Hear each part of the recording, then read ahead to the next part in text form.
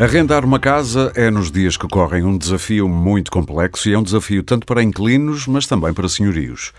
Há falta de investimento do Governo em habitação pública, ronda apenas os 2% em todo o território português, uma das taxas mais baixas da União Europeia, isto segundo um estudo da Housing Europe de 2021, e há desinteresse e retração de privados na construção de casas a preços acessíveis devido ao aumento exponencial do custo dos materiais e também da mão de obra. A insuficiente oferta no arrendamento a preços suportáveis já chega hoje a muitos grupos sociais de diferentes idades e com vários escalões de remuneração. Face a este problema social crescente, há quem aponte o dedo aos vistos gold, ao crescimento do alojamento local e, por inerência, ao turismo, ou ainda há pouca construção de imóveis acessíveis contra o aumento do imobiliário de luxo. Mas o que é certo é que ambos os lados da barricada, chamemos-lhe assim, e vamos perceber que na volta não estão assim tão separados, e estou a falar de proprietários e inquilinos, parecem estar a perder. Apesar de o Governo ter lançado o programa Mais Habitação, com algumas medidas que poderão trazer algum fôlego ao mercado de arrendamento, e eu lembro algumas, o limite de 2% para rendas de novos contratos em 2024, face ao contrato anterior para o mesmo imóvel, a verdade é que as rendas dos contratos em curso serão em 2024 atualizadas de acordo com a inflação, em 6,94%. Já o apoio extraordinário às rendas aumenta ligeiramente. Quanto à habitação pública, essa continua a ser uma miragem num parque habitacional cada vez menos acessível aos portugueses. Muito bem, eu sou Aurélio Gomes e hoje no Pode Pensar, o podcast Ideias para Consumir da DEC Proteste, vou refletir sobre estas questões com os meus convidados. Tenho comigo Luís Mendes, é geógrafo e membro da direção da Associação dos Inquilinos Lisbonenses, e do outro lado o Fernando Marques Silva, é advogado, diretor jurídico da Associação Nacional de Proprietários. Começo já por si, Luís. Numa entrevista recente disse que as medidas propostas pelo programa Mais Habitação, especialmente no que toca ao arrendamento, são apenas paliativas e circunstanciais, não sendo sustentáveis a longo prazo. Quer explicar porquê? Com certeza. Antes de mais, Aurélio, muito obrigado pelo convite. É um prazer. É um prazer estar aqui convosco. Bom, essa crítica é uma crítica e uma tese que a Associação de Inquilinos Lisbonenses tem feito, porque percebe que há, de facto, um esforço intervencionista da parte do Estado quando propõe mais habitação, no sentido de procurar mediar aqui interesses entre economia, sociedade, propriedade e direito à habitação, exatamente, mercado e comunidade. Mas na verdade falha porque tenta agradar precisamente sem querer aos dois setores e o que se percebe é que não há aqui uma tentativa de, ou pelo menos não há um entendimento de conciliação de interesses.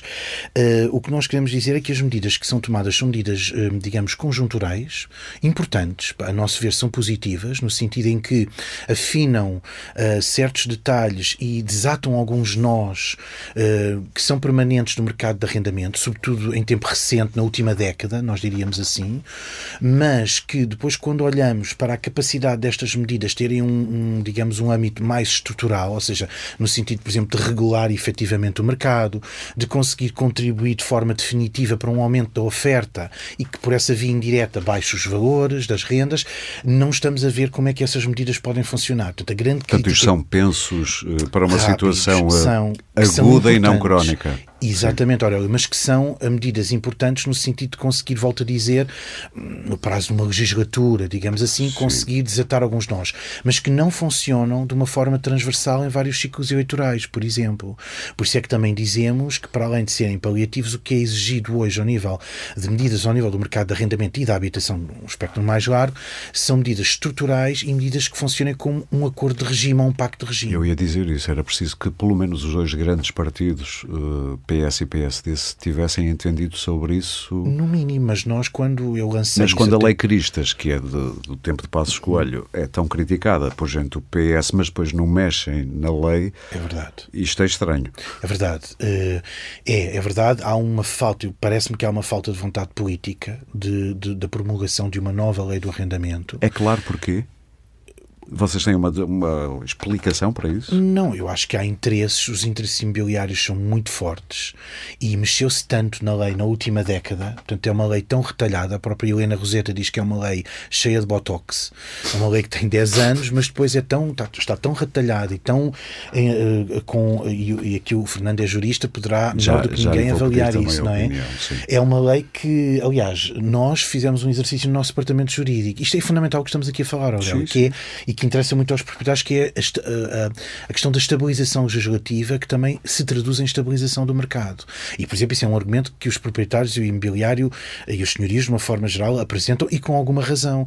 Porque há uma constante, eu não queria usar a palavra que me estava a lembrar, que é uma palavra feia, mas há uma constante verborreia, vamos lá, legislativa, que tem boas intenções, mas que são sempre sobre a forma de retalhos e de paliativos que não efetivamente não mudam a coisa. São pensos rápidos para acudir a pequenas crises. E a nosso ver é necessário uma nova lei do arrendamento que seja mais equilibrada entre direitos e deveres, quer para inquilinos, quer para senhorios, e que efetivamente torna o mercado mais transparente, estabiliza o mercado, regula o mercado. Portanto, falta regulação, que eu já ouvi o vosso vice-presidente falar disso várias vezes. Regulação é uma das teclas em que ele mais bate. É, porque, repare, é das poucas atividades económicas, vamos já entender, o arrendamento é efetivamente uma atividade económica, social económica, tem uma função, mas não é regulada.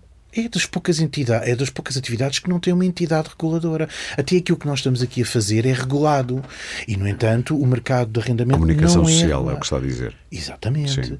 Portanto, e as atividades económicas em geral, as atividades humanas são reguladas. Portanto, há uma tendência histórica no arrendamento, dá pelo menos um século para cá, de constante zigue-zaguear, ou entre um polo extremo de defender totalmente o congelamento das rendas e o direito à habitação a todo custo, e depois colocando o ónus no lado dos senhorios, e depois há, por outro lado, o que nós temos é uma tendência de liberalização a partir de mais ou menos dos anos 90, com o regime de arrendamento urbano, e que vai culminar com digamos, uma bullmark muito forte, que é a Lei Cristas, a lei conhecida como a Lei dos Despejos, 2012, que é verdadeiramente neoliberal, e há toda uma tendência de liberalização que atingiu de facto esse extremo, que simplifica o despejo, permite que se façam contratos de arrendamento de um dia, por exemplo, não há um mínimo de duração, permite que os valores possam escalar galopantemente, como têm vindo a escalar, só no último ano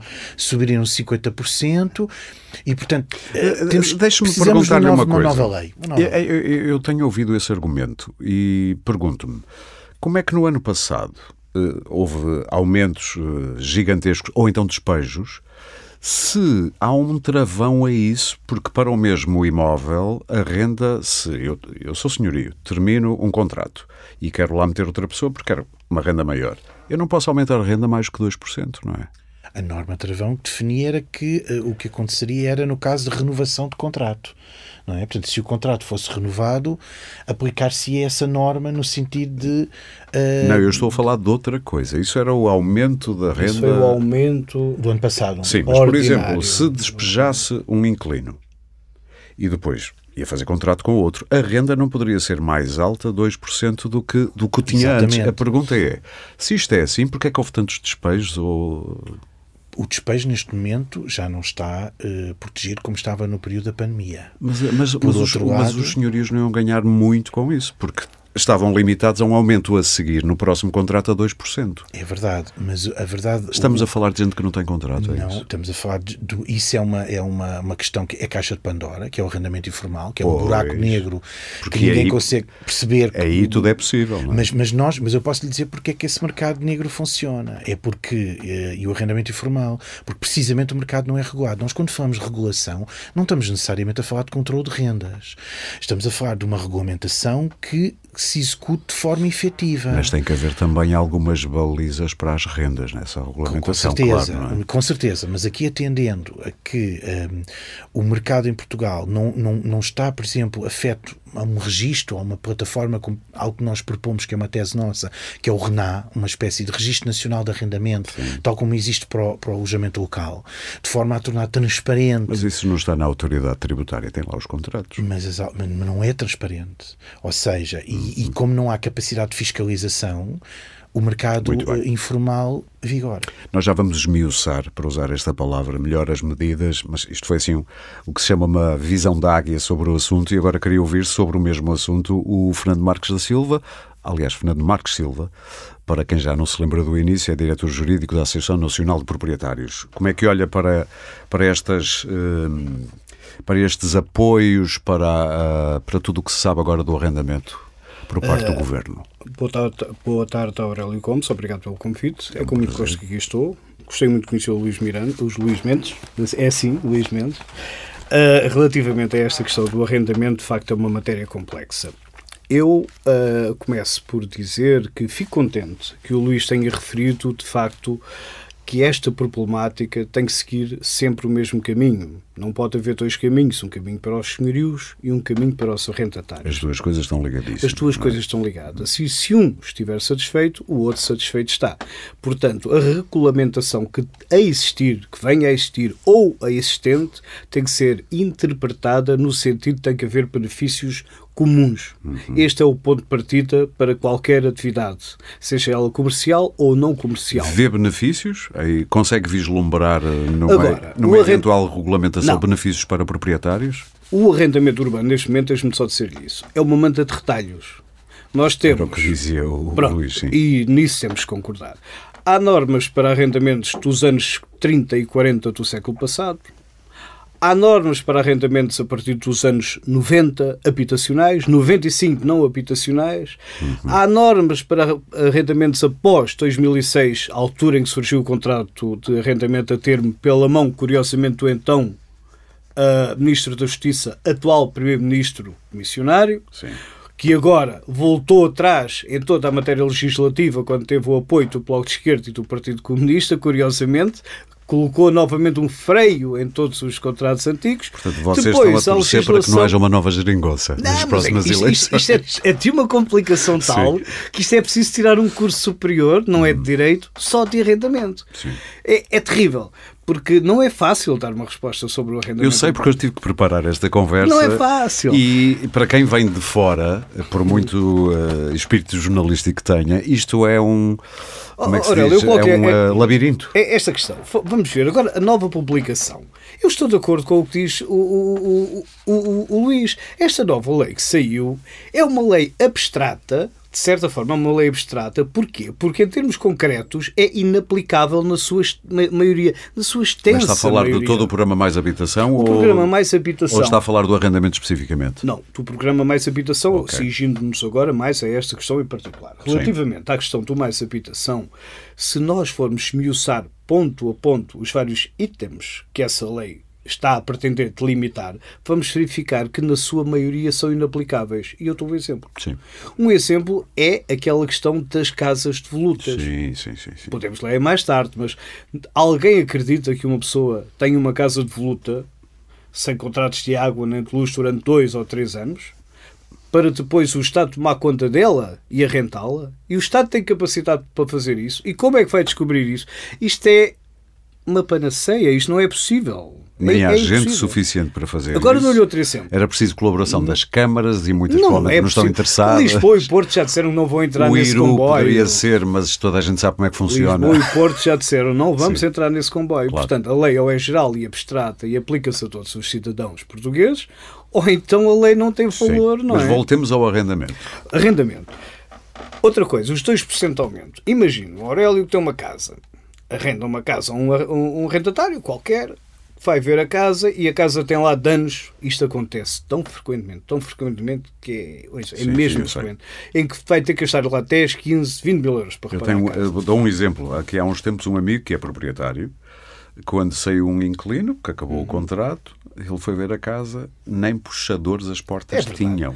Eu já conheço situações... Eu vi fotografias, eu não estive lá, mas vi fotografias e fiquei chocado. Eu vi situações em que queimaram portas para fazer churrasco. Quer dizer, portanto, está para tudo. Sim.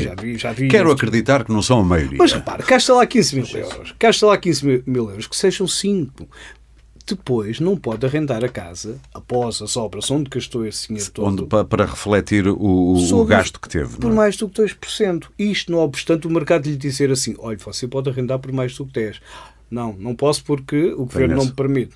Quer dizer, Isso vai vigorar até 2029 ou estou enganado? Até 2029. Até 2029. Mas quer dizer, eu não sei em que termos é que isto vai vigorar. Mas percebe porque é que isso é feito?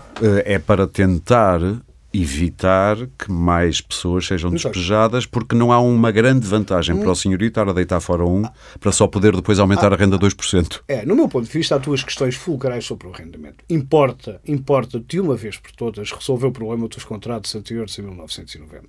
Isso já lá vamos. Pronto, vamos deixar isso para daqui a pouco. Para vamos mim é deixar muito isso daqui a cara, pouco. é uma questão muito importante a nível de fomento habitacional. Sim, a criação mas não gaste agora o seu, peço desculpa pela expressão, o seu latim, porque eu queria guardar um pouco do programa só mesmo para falar disso, porque é um problema grave. Muito grave. Exatamente. Vamos agora olhar para as medidas de per si. O aumento, tem tido queixas, e eu estou agora a falar, como os nossos ouvintes não estão a ver, para o Luís Mendes, que é membro da direção da Associação de Inquilinos Lisbonenses. Tem membros a queixarem-se de aumento de 6,94, é o maior aumento em que 30 anos? Ainda não, porque o valor será 2024. Só para 2024. Sim, mas as pessoas já estão a ver o que vão... as pressões. Sim, ou seja, exatamente. o que nos tem chegado são pressões de pessoas que viram o seu contrato não renovado em virtude do norma travão, 2%. Também se notou uma grande retração do mercado em termos de oferta. É isso que eu não Mas percebo. não Eu volto, mas eu isto é só volto a para os dizer...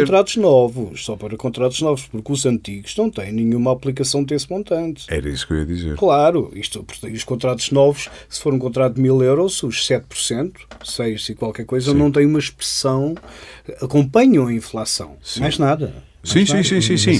Mas do ponto de vista dos inquilinos que já levam com Ora bem, a crise que está aí, é que nós temos que ver com a inflação. Aurélio, o grande problema é que nós estamos E sempre a medir. os senhorios? Pronto, é verdade, mas nós estamos sempre a ver a bitola nunca em função de uma taxa de esforço. Por exemplo, quando dizemos que o número, efetivamente, o número de contratos antigos, e eu não lhe gosto de chamar rendas antigas porque muitas já foram, como sabe, atualizadas, mas atualizadas por um valor até... Estamos a falar de antigos depois de 1990, certo? Exatamente, anteriores. Muitas já foram uma atualizadas. Em 300, eventualmente. Bom, mas foram.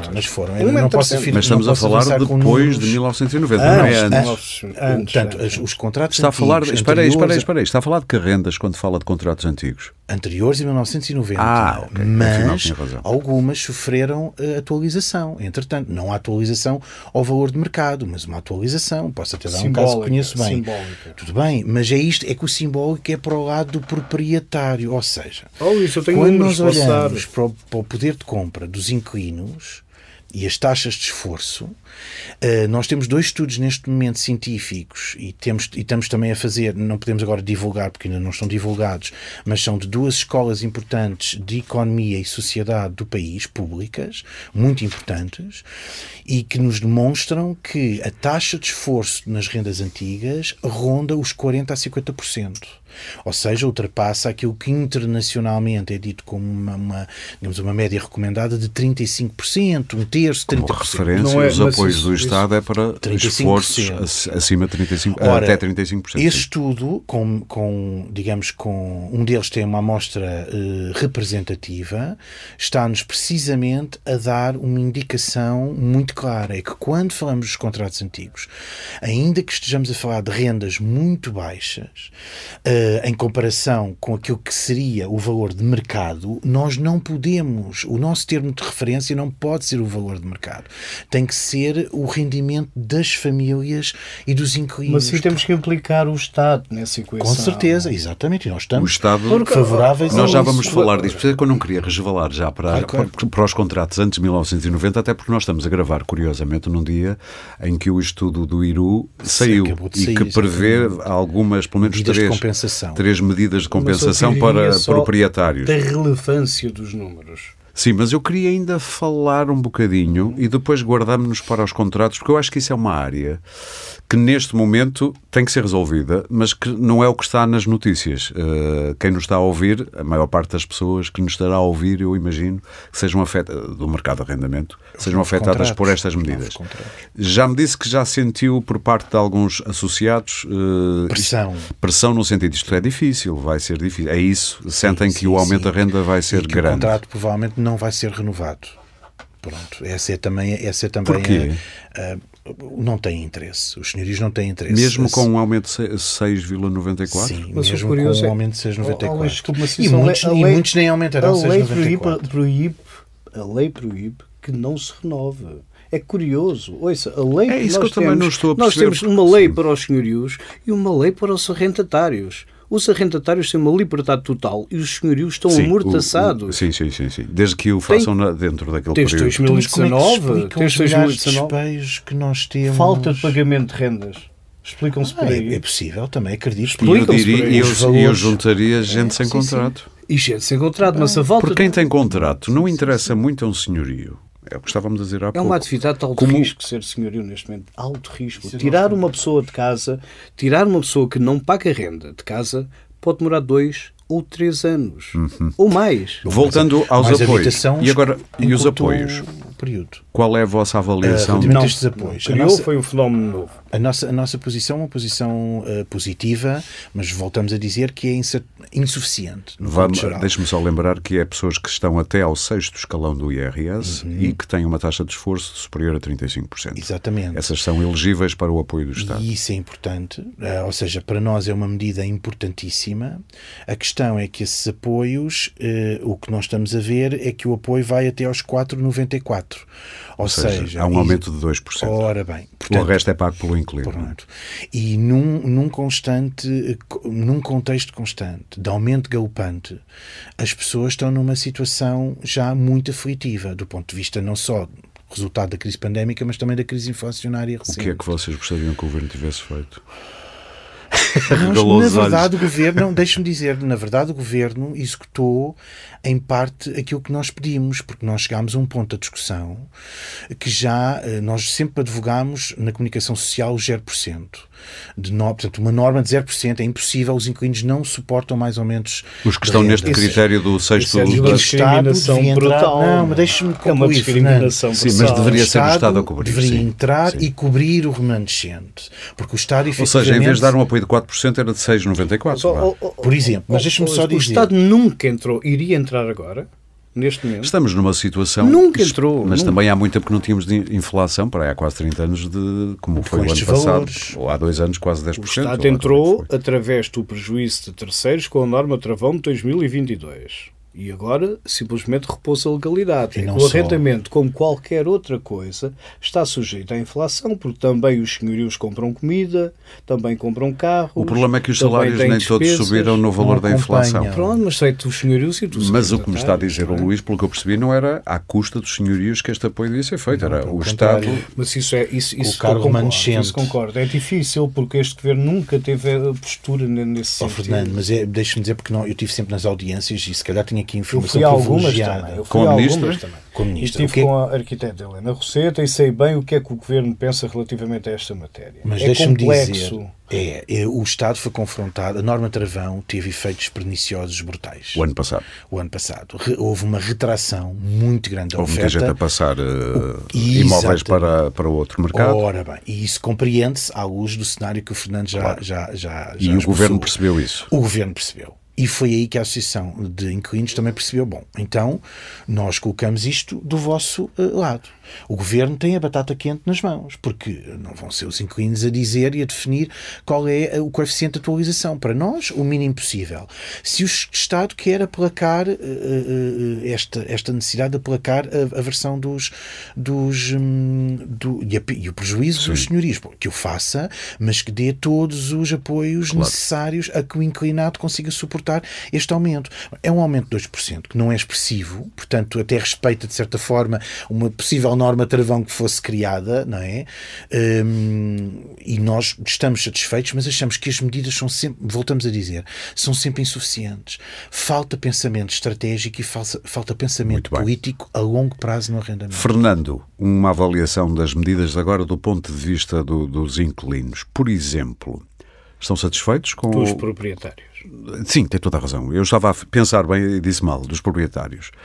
Estão satisfeitos com o aumento de 6,94 que corresponde à inflação e a fiscalidade, as medidas na fiscalidade, nos rendimentos prediais, no IRC, o que é que vos parece isso? O que nós reparamos neste momento é, relativamente ao aumento que foi feito de acordo com a a inflação, apenas cumpriu aquilo que está na lei. A norma travão foi uma verdadeira exceção à custa da perda de rendimentos dos senhorios, porque não houve nenhum apoio do Estado a esses mesmos senhorios. Sim. Quanto a isso, penso que é pacífico, não há dúvidas relativamente a esta questão. O aumento do custo de vida, e daí o aumento da inflação, foi em todos os setores de atividade. Claro. Este, sendo ou não sendo um setor de atividade, não importa aqui para mas o caso... Mas o que eu queria saber é se vocês ainda acham que é pouco os 6,94. Não, nós não achamos que é pouco. É justo. É justo e é adequado àquilo que está E a fórmula de cálculo parece-vos justa? A fórmula de cálculo do aumento anual, usando a inflação como índice, vá. Parece-vos que é uma fórmula correta? Gostariam de a ver alterada? Não, do nosso ponto de vista, não. É uma fórmula que sempre existiu. Desde 1990? Desde 1990. Do regime de arrendamento Mas eu já ouvi gente que gostava de a ver mudada, por isso é que estou a perguntar. Sim, mas não é, acho que o grande problema não surge aí. O grande problema surge na miscelânea de aplicações legislativas a todos os tipos de contratos que geram, indiscutivelmente, que assistam aqui diferenças de tratamento para o A, para o B e para o C. Sim. E essa questão é que, a nosso ver, tem que ser regularizada rapidamente. Está a falar também da diferença entre contratos para habitação e contratos comerciais, por exemplo? Olha, agora, repara o que isto chegou. Não é nesta lei. Esta lei, em termos fiscais, mantém na prática o mesmo rendimento. Há aqui a questão do alojamento local, que foi uma das coisas que fez, a partir de 2012, que Lisboa, Porto, as maiores cidades tivessem uma explosão enorme de turismo, que fez com que este país andasse para a frente. E é, aliás, uma das grandes... É debatível o que é a causa e a coisa. É uma das grandes fontes de receita. Que só porque o turismo aumentou é que aumentou também o alojamento local, percebeu-se que havia ali um nicho de bom mercado. As duas coisas estão ligadas. Sim. Repare, até 2012, Lisboa era uma cidade muito envelhecida em termos de património imobiliário. Muito. Isso é verdade. Com a tal Lei Cristas, que já poderemos falar depois, Lisboa revitalizou de uma forma brutal. Repare, essa revitalização deu origem a turismo, e o turismo deu origem a que o Estado... Recorda-se, a Câmara Municipal de Lisboa está falida há uns anos atrás. E é um quinto, o turismo explica um quinto do nosso PIB. Sim. Isso é verdade. Agora, mas é uma violência. Não ponho nada disso em causa, mas também não podemos esquecer a gentrificação, a expulsão de pessoas dos centros das cidades. Mas isso também aconteceu, não é? A expulsão de pessoas do centro das cidades é extremamente discutível. Extremamente discutível. Olha, sabe quando é que eu tive a noção disso? Eu costumo todos os anos no Santo António comer sardinhas. Não no dia de Santo António, ou é uma semana antes ou uma semana depois, ali à zona da Alfama. E aqui há uns anos comecei a perceber que já não havia lençóis estendidos ali naquele larguinho, é uma macição, um fenómeno muito curioso. E parecia que estávamos numa espécie de cenário muito pitoresco, mas não real. Percebe o que eu quero dizer? Sim, mas nós temos que encher as casas de pessoas. Sim, sim. Elas estavam cheias de pessoas antes. E agora também podem estar. Sim. O problema é que, com a manutenção do congelamento das rendas, o que é que acontece? Isso é que é um problema. O que é que acontece? Eu vou dizer uma coisa que eu nunca ouvi, não sei até que ponto é que isto terá algum rigor, mas eu conheço inúmeras situações, conheço a minha atividade, em que nós temos uma senhora, por regra são senhoras, não sei porque vivem mais tempo que os homens, são viúvas, demograficamente explica-se. Muitas senhoras, mas quando digo muitas, são vida é maior. Muitas mesmo, no centro de Lisboa, que ocupam 4, 5 assoalhadas e lá vivem sozinhas. Ondas de freguesia, Santa Maria Maior. Mas isso está comprovado que são um grande número ou é um... excepcional? Não é excepcional. Eu posso lhe dar vários prédios em Lisboa. Mas o que é que propunha? Que essas pessoas saíssem para dar lugar a outros? Não, o que aconteceu foi, em 2012, muita gente, houve uma lei da República Portuguesa que disse: nós temos 5 anos e mais 2 para regularizar estes contratos. E muitas pessoas, essas pessoas mais velhas saíram, receberam uma indemnização e permitiram a recuperação de Lisboa, que estava muito mal. Muitas pessoas ficaram, que são os tais contratos antigos. Era o caso de Robles Monteiro, do Bloco de Esquerda, na altura candidato à Câmara, tinha também 2 pessoas velhinhas, para usar essa palavra, num imóvel que ele depois queria rentabilizar. Mas o que eu estou a dizer é um pouco ao lado. Há pessoas, as pessoas por regra são idosas nesse tipo de apartamentos. O que eu digo é que há uma pessoa idosa que ocupa um apartamento com 3, 4 quartos. É natural é natural que não veja os lençóis estendidos, porque essas pessoas já nem força têm para estender os lençóis. Sim. O problema é que ali poderia estar uma família... Mas havia crianças a correr nas ruas da Alfama mas isso é diferente. Não há, mudou alguma coisa em algumas zonas. Não há, os censos não mentem. Os censos nós temos perdas de população, por exemplo, em Santa Maria Maior, da ordem dos 20%, em 10 anos. Luís, mas nós temos casas... 25%. Nós temos casas com 4 quartos ocupadas por uma pessoa. Mas os censos não mentem. Esse é o problema. Nós perdemos um quarto da população do centro histórico numa década. Fernando. Imagino que nós tínhamos essas casas libertas, havia um mecanismo do Estado que nos permitia libertar esse tipo de apartamentos com rendas congeladas e o que é que iria acontecer? O mercado habitacional iria, em termos de arrendamento, iria ter uma expansão brutal. Brutal mesmo. Poucas casas. Era Isso é excepcional. Não, nós estamos a falar... É preciso trazer-os de volta. Nós temos 16% dos alojamentos em regime de arrendamento estão nessa situação. Desses 16%, que é muito, 79% desses arrendamentos pagam menos de 200 euros por mês. Incrível, sim, não é? E depois nós dizemos, as rendas em Lisboa estão caras. Não, as rendas há rendas a 12, a 15, a 20. Sim. E 79 não são. Mas não são porquê? Porque esses arrendamentos... São cerca de 17%. São muito, é muito. Está bem, mas não é a maioria. Não, eu estou a dizer a maioria dos 17%. Sim, eu sei. São pessoas em fim de vida, são pessoas que já estão... Mas os 8... Eu acho que não é justo... Mas os outros 80%, ou seja lá o que for, não estão nessa situação. Eu queria ouvi-lo sobre o que é que acha. Já percebi que não está nada contra o aumento indexado à inflação. Não. E o que é que me diz das medidas fiscais? Que incentivam de algum modo os senhorios a manterem contratos, porque depois têm descontos substanciais em alguns casos. O problema no IRS, ou melhor, no IRC, e até nos rendimentos prediais. Há uma redução na taxa fiscal se o senhorio optar pelo arrendamento em detrimento do alojamento local. Foi uma das medidas que foram implementadas. Como há uma outra medida que diz que se o senhorio terminar com o alojamento local durante um período de tempo, salvo erro 5 anos, fica isento do pagamento de imposto. A verdade, porém... Mas depois também há vantagens se for renovando por vários anos contratos. A durabilidade do contrato. Sim, quanto maior a durabilidade do contrato, menor a carga fiscal. Mas isso pode cair de 25% para 10% em alguns casos. No caso dos contratos serem muito longos. Isso tem que ser um contrato muito, muito longo. Mas isto é um pouco... O que é muito longo para si? 10, 15, 20 anos? Sim, isso é intolerável. É uma perda prática. Eu estou há 25 anos na mesma casa. É um bom arrendatário. Sim, tenho boas relações com a minha senhoria, mas estou a pagar uma renda alta. Mas sim. Também é difícil em Lisboa não se pagar uma renda alta. Sim. Sim, mas na verdade, repara, o alojamento local tem algumas vantagens em relação ao arrendamento normal. No arrendamento normal, os contratos atuais permitem que sejam feitos com a duração de 1 ano. Sim. Por exemplo, estou-lhe a dar um exemplo, duração de 1 ano. O governo está a incentivar aqueles Mas eu vou-lhe dizer mais, o senhorio, se quiser, não pode terminar o contrato no final do ano, tem que esperar esse ano e permitir uma renovação de mais 3 anos. E se formos para o comércio, mais 5. Coloque-se nesta situação. O seu filho vai estudar para o Canadá durante 1 ano e fica com uma casa de voluta, que era onde o rapaz vivia, e quer meter a casa no mercado, porque aquilo vai estar cheio. Então está-me a dizer que quando se assina um contrato por 1 ano fica 4? Pois fica. Obrigatoriamente? Se o arrendatário quiser. Não há hipótese nenhuma. Ao fim de... Ao fim de... Repare nisto, repare ao que isto Mas isto é segundo qual lei? Isto é um acordo. Não. Desde 2019 que é assim. Desde 2019. Desde 2019 que isto é assim. O contrato é por 1 ano.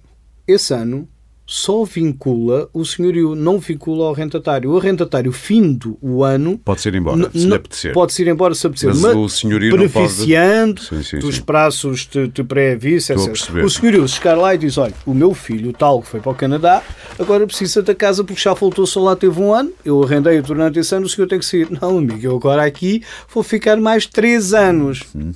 Acham isto justo? Isto não é justo. Então dá para pegar agora na segunda parte, antes de irmos ainda aos contratos queria dizer alguma coisa assim? Duas coisinhas muito curtinhas em resposta àquilo que foi a nossa conversa anterior. A primeira é que nós defendemos há muito tempo, também junto da Ministra, a criação de seguros quer na visão do inquilino, quer seguro para o arrendamento da parte mas as seguradoras é que não vão. Tudo bem, mas a proposta está feita. Está a falar de seguros de renda? Seguros de arrendamento, no sentido de conseguir debelar aquelas situações de que se falou, da perda que são muito excepcionais, da perda de fechos de porta e de arrombamentos e de situações que a maior parte dos inquilinos cumprem. A maior parte dos inquilinos cumprem e é verdade que há uma fatia. O Fernando está a dizer que as não consegue pagar. seguradoras não querem entrar nesse negócio. Mas isso era uma situação que podia ser estimulada. Não falem ao mesmo tempo, podem interromper-se, mas não falem, se não se percebem. Só dizer, isso era uma situação que o Estado poderia facilitar. Ou seja, há propostas em cima da mesa de seguros multirriscos para ambas as partes, para estabilizar o mercado e garantir que há aqui, do ponto de vista dos cuidados a ter, uma outra regulação. Segunda questão que eu queria dizer.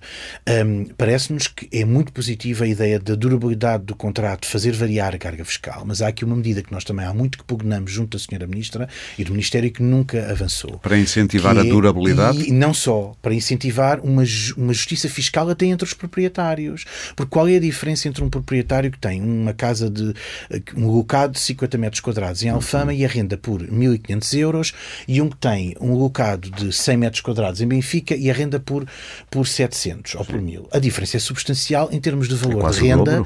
Exatamente. O valor de renda por metro quadrado, a diferença é muito substancial. Um está a praticar uma renda especulativa, o outro está a praticar uma renda fiscal, acessível dentro do valor. O que achamos é que o benefício fiscal tem que ser, os escalões têm que ser mais alargados e adaptado ao valor de renda que é praticado por metro quadrado. Aqueles que praticam renda especulativa têm que ser fortemente penalizados. Os que praticam renda acessível, beneficiados. Quando fala em renda especulativa, está a fugir de uma coisa básica que é a regra do mercado.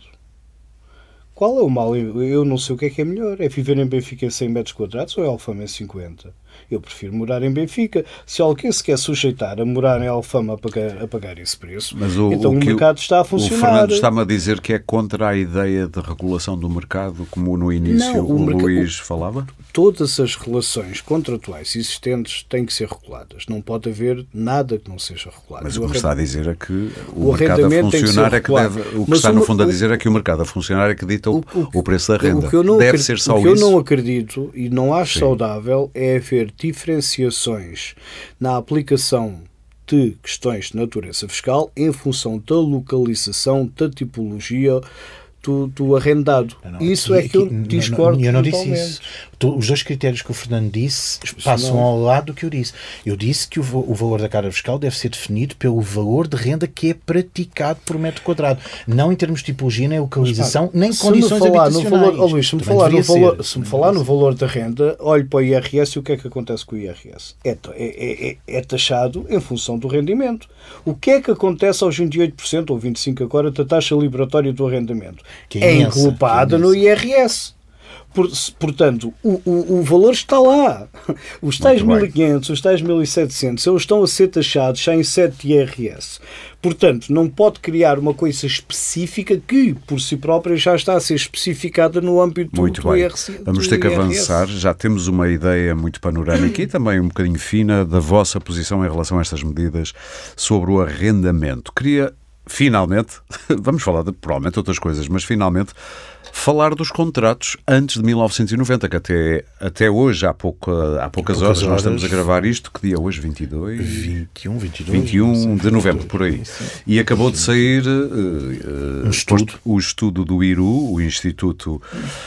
tenho sempre a pensar, Instituto de Habitação e Reabilitação Urbana, para propor formas de compensação aos proprietários com contratos anteriores a 1990, que é uma coisa que dura, no limite, há mais de 100 anos, com fases diferentes, mas esse tipo de bloqueio às rendas, à subida das rendas... É uma coisa inédita no mundo. Há rendas de 5 euros, ainda hoje em Portugal, como há pouco me dizia, não é? Eu conheço de 2,5 euros.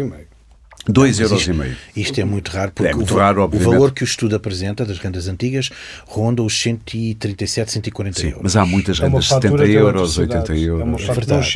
Não, é verdade. E não compensa. Eu tenho um caso na família e sei, e não compensa sequer até. Compensa em 20 euros no fim do mês. O Luís já leu o estudo? Não tive, mas tive acesso à imprensa e tive acesso aos resultados. Quais são as 3 medidas que o estudo prevê? Há 3 de cenários que compensação o dos Instituto senhorios prevê para compensar aqui no caso das rendas antigas, sabendo nós que o Mais Habitação não permite que estes contratos antigos transitem para o novo regime de arrendamento. Portanto, estes contratos, até à morte dos inquilinos, não é? Desculpem falar assim. Desculpe interrompê-lo. Às vezes parecia que o Estado estava à espera que toda a gente morresse para o não problema só se o resolver. Estado, mas é o que parece. Ninguém mexia na coisa. Mas eu vou dar uma novidade. Se o senhorio, e isto não é nada anormal, se o senhorio tiver um filho com 60 anos ou mais e morar lá com ele, o senhorio fica. Esse senhor que acabou de lá aterrar há um ano fica com direito a ficar lá até ao fim. Mas vamos ouvir então. Tenho certeza disso. Mas há aqui, relativamente a esta forma de compensar aqui 3 cenários. O primeiro é procurar calcular o valor médio das rendas de acordo. Nós temos que calcular o valor referencial da renda, não é? E aqui é calcular o valor médio das rendas de acordo com o censo de 2021. Pronto. Esse é o primeiro cenário. O segundo é aplicando 20% a menos o valor mediano do INE. Deixa-me voltar um bocadinho atrás, para não deixar escapar. Segundo os censos de 2021, olhando para os preços das casas médios em 2021... Os valores do arrendamento. Os valores do arrendamento, sim, tem toda a razão. Médios de 2021 e servir de bitola para olhar para trás. A nível geral, nacional. Okay. Depois temos o segundo modelo, ou um cenário, que é aplicar 20% a menos da mediana do mercado, de acordo com a estatística do INE. 20% menos da mediana. A menos, que para o Governo é considerado arrendamento acessível, para nós, de todo. Porque o mercado está tão sobreaquecido que menos 20% é sempre muito, é isso que me está a dizer? Porque não está ajustado aos rendimentos das famílias. Esse é outro problema, que os rendimentos são muito, muito baixos, quer rendimentos de classe trabalhadora, quer as pensões e as reformas, não é? E o terceiro modelo ou o terceiro cenário é esta que nos parece mais execuível, aquela que está em linha com o Mais Habitação, que é a relação que existe entre a taxa de esforço do inquilinato e portanto, colocando aqui a relação entre o seu rendimento, o seu rendimento, é isso que é a taxa de esforço, não é? E o valor patrimonial tributável do locado no 1 para 15 avos, como a lei de 2012 previa. Portanto, ou seja, a taxa de esforço o Estado cobrirá sempre o remanescente entre a taxa de esforço e esse valor estamos a falar tributável. De 17%, mais coisa menos coisa, 150 mil pessoas à volta disso. 16%, do total de arrendamentos. E serão à volta de 150 mil, ou um número parecido, exatamente, de pessoas que estão nessa situação. São 151 mil, 16%. Sim. O que é que lhe parece, do ponto de vista dos proprietários, o que é que vos parece? Isto está muito quente ainda? Isto está muito quente, saiu hoje, sim. E eu não tive acesso, mas por outro lado... Mas houve alguma coisa que lhe saltou? Sim, mas não deixa de ser um estudo, não é? Sim, claro. Agora, o que se fez... E com um intuito meramente indicativo e de discussão, mas... não é uma lei. Não, mas Aurélio, repara o seguinte, não há ali nada, quando eu ouço o Luís a falar, aquilo que fico admirado, isso é uma informação que eu tenho a falar, em termos informativos, daquilo que me está a contar, é que não há, novamente, intervenção de quem deveria intervir, que é o Estado. Porque, naturalmente, que estas relações são relações forçadas. Os senhorios não querem estes inquilinos. E os inquilinos sabem que estes senhorios não os querem. Tem que haver aqui uma mediana, tem que haver aqui uma razoabilidade. As pessoas podem continuar lá, mas sujeitas a métodos de prova relativamente a rendimentos. Alguma coisa tem que ser feita e tem que passar sempre... O que é que vocês propunham que se fizesse? O que é que seria... Intervenção do Estado. Intervenção do Estado, mas em que moldes? Que aqui está previsto. O que é que satisfaria os proprietários? A compensação... Especialmente que têm contratos destes para trás de 1990. Esses contratos, há uma coisa que eu acho que, na senda do que foi a lei de 2012, que acabou por ser inexecuível, depois foi alterada em 2014, 17, 19, e, portanto, a lei nunca foi execuível. Nunca. Ela foi alterada quer pelo anterior governo, depois de ter aprovado, em 2014 ainda, salvo erro. Foi alterada em 2014, passou de 7 acrescentou-se mais 5 Isso anos. ainda foi no governo Passos Coelho e depois mais 2 vezes. E depois 2 vezes até que ficou e agora com a nova lei, ela é portanto, é execuível. Pode ser portuado a transição dos contratos antigos. Mesmo que consigamos que o contrato transito para o NRAU tem mais 15 anos, portanto, as pessoas estiverem 80, a partir da lei da vida diz-nos que será complicado, e se lá tiver um filho, ele continua lá. Portanto, a situação é muito complexa. De maneira que as pessoas não consigam. Mas as pessoas não escalam, repare, as 5 remunerações brutas mensais anuais que se fala são cerca de 40, 45 mil euros que a pessoa tem que ter como rendimento para poder pagar 1/15 do valor patrimonial tributário. Ou seja, qual é o inquilino que tem 40 mil euros de IRS? Qual é? 1 em 100. Portanto, tem que haver aqui, e muitos senhorios também não têm esse montante. Luís e Fernando, portanto, olhando para isto, até para estas propostas do Iruva, não vos parece que está... Não sei se não quero pôr-vos os dois no mesmo sítio, mas não parece ao Fernando que estamos no caminho de uma solução? Os contratos vão ter que ter um fim, não podem ser perpétuos. Há uma clara violação da propriedade Nada privada. Na vida é perpétuo, não é? Pois, mas os contratos de arrendamento são, alguns desde 1890. Eu estava à espera que fizesse essa piada. Tudo é... Pois, na vida tudo é feito mudança, menos os contratos anteriores a 1890. Por isso é que nós já tivemos... Nós somos muito pacíficos, mas em Espanha houve casos semelhantes. Em Barcelona, designadamente, houve incêndios, arrombamentos, coisas dantescas, quer dizer, coisas sem nexo. Nós não temos o caráter. Nós em quase tudo somos muito diferentes dos espanhóis nessas coisas. Sim, mas as pessoas chegaram a uma altura que começaram a ver, não, isto não é vida, eu não posso ter uma casa como foi deixada pelo meu pai, onde eu recebo 15 euros e pago 300 de imposto. Sim. Como começaram a pensar, esta casa está ocupada pelo bisavô do arrendatário, pelo avô, pelo pai, pelo filho, e agora está lá o neto. E, entretanto, passaram 5 gerações de senhorios, e o que é que acontece? Uma solução à vista, é isso? E o imóvel está a cair. Mas os contratos vinculísticos já terminaram, Fernando. Não. Quando? As pessoas eu por acaso conheço várias pessoas que estão na situação descendentes de pessoas em contrato antigo e que vão ser expulsas depois da morte do parente. E depois, assim, se forem muito velhotas, não, a partir dos 105 anos ninguém sabe. Não é os 105, estamos a falar de pessoas com menos. Sim. Descendentes menos abaixo dos 65. Isso é normal. Mas deixa-me dizer, o Mais Habitação já não vai ser no nosso tempo, mas o Mais Habitação não pretende manter os contratos a Associação de Inquilinos Lisbonenses é sensível a este problema dos proprietários. Com certeza, se não houver oferta, nós não conseguimos escoar a procura. Portanto, nós somos sensíveis o que nós achamos é que voltamos a insistir. O mercado tem que ser regulado, tem que ser fiscalizado. Eu defendi publicamente até um choque fiscal. Agora o Fernando vai ficar entusiasmado. Um choque fiscal para os proprietários. 0% para os senhorios, que até a senhora ministra disse, vocês têm um intruso na AIL. Defendi porquê? Porque percebo e eu percebo que ela tenha dito isso. Ora bem, eu percebo que o mercado funciona. Mas porquê é que defende o choque fiscal a 0% para os proprietários? Porque vai garantir, obviamente, vai ser um estímulo. Que as rendas mantenham baixinhas novamente. Não, vai ser um estímulo. Então, mas isso é um ganho de 15% a 25% para os proprietários. Sobre 100 euros. Sobre 100 euros ou sobre o que for a renda. Já vê, se nós... As 600, 700 mil não entram nesta equação. Mas espera, se nós... estou a falar de todos os contratos. A minha não entra. Se nós garantíssemos um choque, era uma medida... Era um choque, eu há pouco não apanhei, era um choque até que valor de renda? Impacto no tesouro, não é? Mas até que valor de renda? Um choque generalizado. Um choque Fernando, então, em todos os então a minha renda já é entrar nisto. Nesse caso, eu posso concordar. Mas espera aí que temos que esmiuçar esta proposta. Mas isto acha um pouco... É preciso que os devolutos... Por quanto tempo? Não queria avançar com isso, mas era preciso que os devolutos... Isto seria um estímulo a que os devolutos entrassem em massa no mercado. E nós estamos convencidos. Se nem o Estado entra com os devolutos, não é devolutos do Estado. Os devolutos são muito Há sempre estes 2 exemplos em Lisboa que são dados recorrentemente, mas são bons exemplos. A antiga sede do Ministério da Educação. Há muito património na 5 de outubro, ali no Arieiro, a Segurança Social, um edifício gigantesco. O Estado não faz nada com isto? Deixa-me só dizer uma coisa. Eu vou concluir com isso.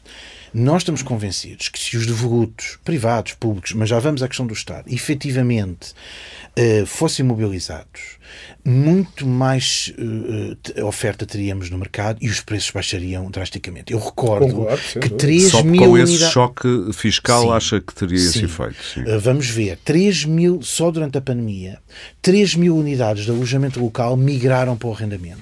E as rendas em Lisboa baixaram em 6 meses 15%. Sim. É aquilo que aumentam ao ano. Sim. Em 6, portanto, isto mostra que a oferta e procura funcionam. Tem que haver depois estímulos ao lado da oferta e alguma regulação, estímulo e ao mesmo tempo regulação. Como é que a Ministra reagiu a isso?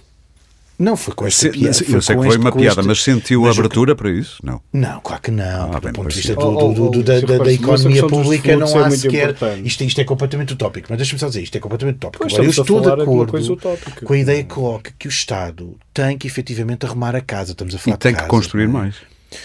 Não só pela construção, porque há um superávit muito grande de casas relativamente ao número de famílias. Mas nas cidades, ou estamos a falar a nível nacional, há muitas casas no interior que não interessam para esta situação. E ao nível das áreas metropolitanas. Dos 725 mil devolutos que existem no país, 150 mil estão na área metropolitana. Okay. Mas deixa-me dizer, é verdade que aí a construção permitiria também aligerar os preços, mas nós temos que pensar que uma habitação não é uma caneta ou um carro. E para isso leva muitos anos. Sim. E não é por construirmos mais que os preços vão baixar. Aliás, nós temos vindo a assistir cada vez agora há uma tendência de retração da construção. Se o mercado fica inundado de casas, os preços as casas baixam. valorizam não só pela abundância. Sim, também é verdade. As casas têm que ver com, como disse há pouco, com a tipologia, com o locacional, com as amenidades envolventes, até com o estigma ou a percepção social que há de um bairro.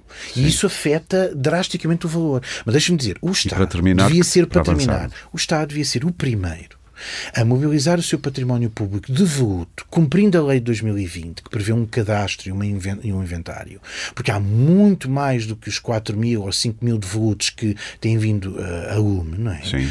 E colocar, sobretudo o património que tem vocação residencial, colocá-lo em regimes de renda condicionada ou de renda apoiada, mas sempre social.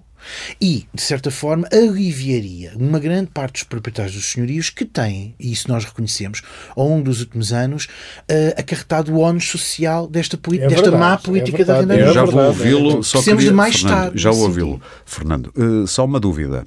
As medidas no pacote Mais Habitação em que o Estado se substitui, vem ter comigo, eu que sou proprietário, olha, deixe lá, nós vamos arrendar e depois damos-lhe assim a renda e não sei o quê. Isso parece-lhe uma boa ideia? Não só concordamos inteiramente, sim, porque respondem a muito do que são os nossos manifestos nos últimos anos, como entendemos que a tomada de posse administrativa de devolutos que estão há décadas fechados em áreas de carência habitacional são uma urgência e seguem de perto recomendações da União Europeia e estão muito perto com a social-democracia Dinamarca, Áustria, Finlândia, Alemanha, Suécia. Portanto, nada disto é... exceto a expropriação, ninguém falou em expropriação. Mas ninguém vai dizer que é comunismo, porque isso é no calor das discussões. Aurélio, sabe o que é que eu noto? É que as medidas que a gente muitas vezes defende, ditas comunistas em Portugal, quando vamos para outros países, estão mais do que normalizadas. Muito bem. Portanto, Fernando, o Luís propõe um choque fiscal. Eu não parece uma ideia tão tola quanto isso. Nem que fosse temporário. Seria mais uma carga fiscal ajustada ao valor da renda por metro quadrado. Chamemos-lhe choque fiscal, que é mais sonante. Um choque fiscal e os devolutos. Falarmos de resolver o problema dos devolutos. E uma nova lei do arrendamento. E uma nova lei, sim. Com regulação. O Fernando, o que é que propunha? Eu penso que nós temos de ser realistas. Do lado dos proprietários, para quem nos está a ouvir não se perder. Claro. Mas eu gosto de ter sempre alguma objetividade na análise destas questões, porque aqueles que dizem que são proprietários não se podem confundir com senhorios. Eu penso que em bom rigor o que quero dizer é senhorios, não é? E os senhorios, os arrendatários têm que andar para a cidade, porque só assim é que funciona uma relação. Para a maior parte das pessoas ainda é um terreno, é quase como ser detido e ser preso. Eu sei qual é a diferença, mas para a maior parte das pessoas é quase a mesma coisa. Mas não é. Proprietário, eu posso ser proprietário da minha casa onde moro e não sou senhorio de mim próprio, não é? Exatamente. Agora, quando nós falamos em 2%... E eu que estava a falar de senhorios, obviamente. Claro, tem toda a razão. eu sei. Mas repare, quando nós falamos em 2% só de um parque habitacional público, nós estamos aqui talvez a incorrer não com um erro, porque o nosso método de trabalho em termos de governo ao longo dos anos foi facultar a toda a gente uma habitação permanente através de um regime de baixa de juros e compra de habitação própria permanente com benefício fiscal. Por isso é que temos quase 70% de propriedade. Aí está. Mais até Luís, 70%. o que é que aconteceu com este tipo, ao contrário de noutros países, como é o caso da Suécia, em que há 5% de parque habitacional público? Porquê? Porque as pessoas apostam no arrendamento. Sim. 50, aqui não. 50. Aqui apostam Aliás, quanto nisto. mais rico o país, mais arrendamento, não é mais Exatamente. proprietário. Tem a ver com Porquê? modernidade. Claro. E tem a ver com a mobilidade. Mobilidade. Laboral e residencial. Porquê? Eu moro em Lisboa, mas agora quero ir trabalhar para Braga, e a minha casa em Lisboa que Isso está vem aqui com modernidade. mobilada. Olha o caso dos professores, porque muitos deles andam durante Médicos. anos aí. Pois. E eu nunca Forças percebi como é que havia policiais. professores que andavam nesse vai e vem e compravam casa. Mas é um erro. Comprar Sim. casa para a habitação própria Sim, permanente sim. é um erro. Porque depois as pessoas perdem toda a mobilidade. E ao Claro. perderem mobilidade é o país que perde a mão de obra dessas mesmas pessoas. Está a ver? Isso é um problema que teria E que se ser queremos resolvido tratar do interior, com tem que haver mobilidade também. com o recurso, com o recurso ao arrendamento urbano. Portanto, estes 2% não quer dizer que seja uma medida certa, é apenas o resultado do tratamento que nós estamos ao arrendamento urbano. Soluções. As soluções nós poderíamos, desde logo, começarem a pensar nos prédios de veludos e que são pertença do Estado, naturalmente. Esses prédios que são pertença do Estado, e que são muitos, são milhares e milhares e milhares. Hotéis e hospitais. Mas porquê é que o Estado, então agora que nós temos tanto dinheiro com o PRR, porquê é que nós não fazemos um investimento a sério e vamos dizer assim, vamos alocar 50 mil imóveis de veludos, vamos recuperá-los e vamos criar uma renda condicionada. Sabe o que é que vai acontecer? Iria acontecer que o arrendamento, no seu geral, iria ter a tendência a baixar.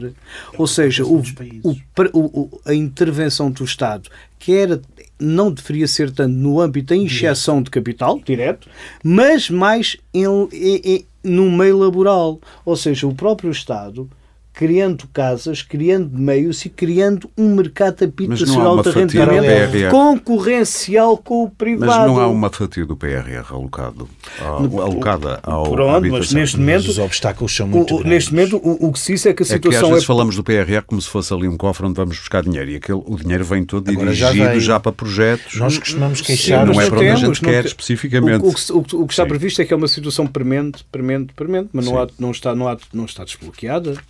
Não há nada em construção. Não, nós mas espera, não é bem assim. Ou seja, tem havido um esforço. As câmaras municipais estão a avançar com património de voluto, mas o grande problema é que nós durante décadas andámos a pedir investimento na área da habitação, agora temos esse investimento, mas não temos a aparelhagem capaz e a construção civil capaz de organizar. Temos 3 mil focos em projeto ou empreitada. Sem A construção civil, depois da crise do subprime ali, 2012, 13, começou numa lenta agonia. E agora toda a construção civil está muito orientada para o luxo, para o e para o mercado médio-alto. E para o médio-alto. Sim. E depois não tem capacidade de responder para mas esta não há pessoas para trabalhar na construção civil, o que nos leva a um outro problema. Claro. E outro problema que tem a ver com o aumento do valor dos arrendamentos tem a ver também com o próprio processo migratório que nós estamos a assistir. As pessoas que estão agora a fazer o trabalho que muita gente não quer fazer cá, essas pessoas que vêm aqui trabalhar com toda a legitimidade, encareceram e muito o mercado habitacional de arrendamento fora de Lisboa, na periferia de Lisboa. Às vezes 10 pessoas que podem pagar uma renda alta, incrível. Estão a viver 10 pessoas no mesmo sítio. Não é esta classe trabalhadora migrante que encareceu. Mas isso é parte só do problema. Mas é uma parte do problema. Não é todo. Não, muitos deles até para terminarem uma palavrinha, uma última ideia que queiram deixar, pelo lado dos inquilinos, Luís, e pelo lado depois dos proprietários, Fernando? Por favor, mais regulação. Um mercado mais transparente, que exija um registro nacional de arrendamento, onde possamos ter a morada dos locados, tipologia, valor de renda. Acessível a toda a gente. E que permita, através da transparência, uma acessibilidade e depois regulação. As rendas não podem continuar a subir independentemente dos salários e das pensões. Esperemos que os candidatos às próximas eleições estejam a ouvi-lo e que esperemos também que ouçam agora o Fernando por parte dos proprietários. Eu recordo-me sempre de quando eu andava na faculdade, no âmbito do direito de trabalho, que era uma matéria que eu gostava muito, havia uma lei para tudo. A lei das férias, feriados e faltas, lei do fim de semana, lei disto. Até que há um senhor que apareceu, que foi o Dr. Bagão Félix, e meteu ordem nisto com o Código do Trabalho. Meteu ordem. Sim.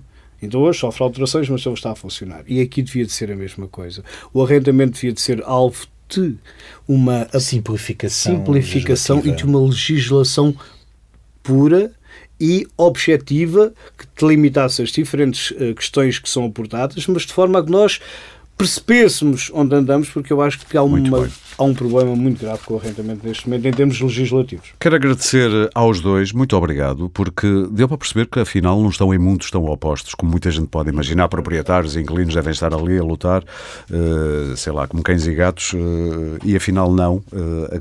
Estão muito mais próximos do que poderia imaginar-se à partida. Mais uma vez, obrigado por terem vindo. E obrigado também a quem nos ouviu. Quem quiser saber mais sobre este tema pode consultar o site da DEC Proteste em deco.proteste.pt/arrendamento e ali pode consultar vários conteúdos de especialistas sobre questões relacionadas com este tema, ou seja, neste caso, arrendamento. Há também a linha telefónica do Serviço de Informações da DEC Proteste que pode e deve ser usada para pedidos de esclarecimento em matéria de direitos do consumidor. Pode apontar 218 410 858. De resto, o de sempre, este podcast pode ser subscrito e seguido em Spotify, Apple Podcasts, Google Podcasts, SoundCloud, YouTube ou qualquer outra plataforma de podcast que utilize no seu telemóvel ou computador e ainda em deco.proteste.pt e eu ia dizer no YouTube, mas já tinha dito. Este episódio teve coordenação editorial de Filipe Amoroso, a produção de Sandra Borges, o som é da Índigo com sonoplastia de Guilherme Lopes. Quanto ao Pode Pensar da DEC Proteste, regressa em breve com mais ideias para consumir.